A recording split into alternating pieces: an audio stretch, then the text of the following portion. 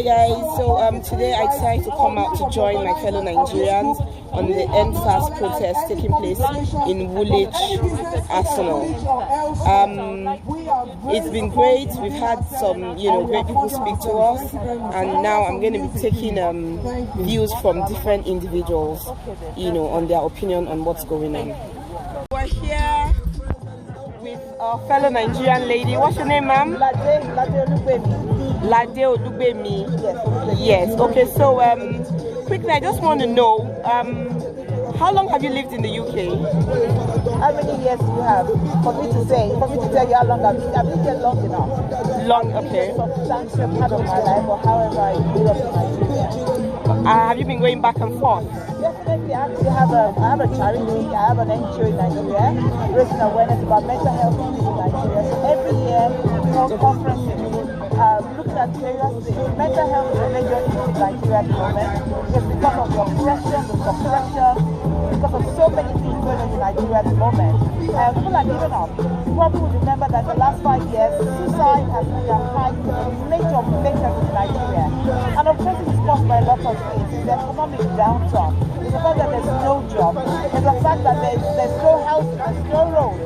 If you're not a part of a government, you probably don't have anything.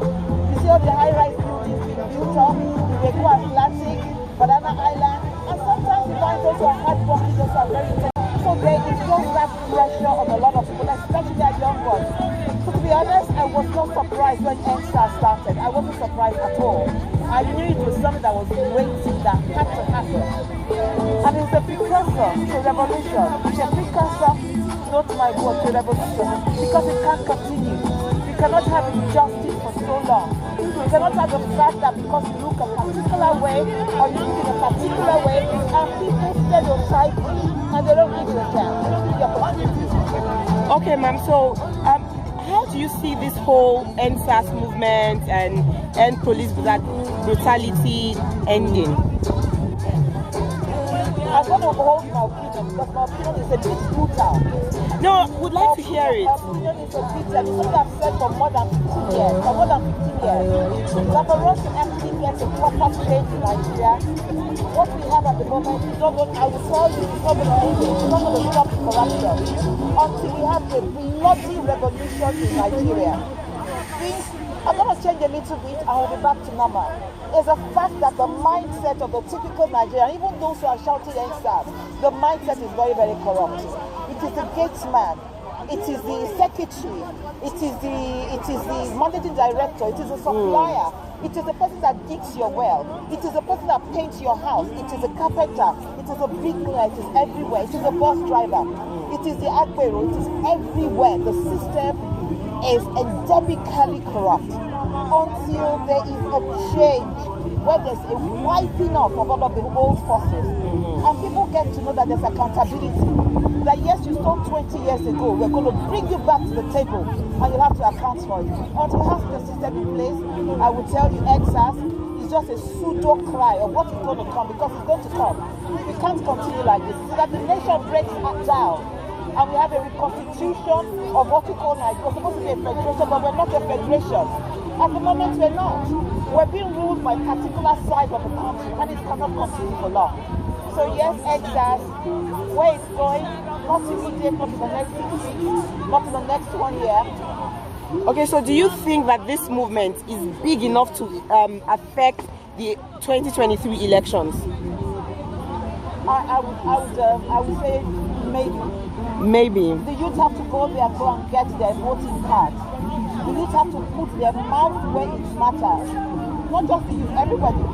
So we're all here. It's about all of us in the diaspora planning to go back home during the election, making sure we bring as many international pressure as possible to make sure that it is a free and fair election. Making sure that the politicians that harass people for a long time, making sure that we put them to the side, and the people who should be there are properly elected, and the whole process goes through. For as long as we're here, we're sitting here, we're shouting NSAS. We need to move. We need to move around the corner. We need to move, stop planning now. Going back home in groups. The 2 million Nigerians like UK planning. If you can't go, support with your money, support with social media, support the organization, supporting as many as possible as you can. Thank you so much, ma'am. It was a pleasure to have you.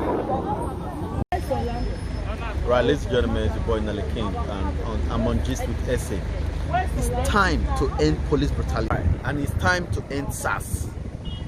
Okay, so we're joining Mrs. Susan Lawani now. She's also here with us on the End SARS protest in Woolwich, and would like to hear her view on the End SARS.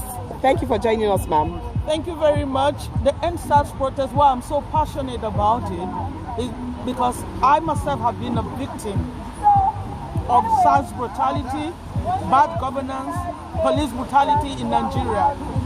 Recently, I mean this year, March, I was arrested. I was actually kidnapped, not arrested. I was kidnapped by SARS men and the government and incarcerated for 58 days, which is almost 2 months, for doing nothing on the pretense of COVID, which I did not have.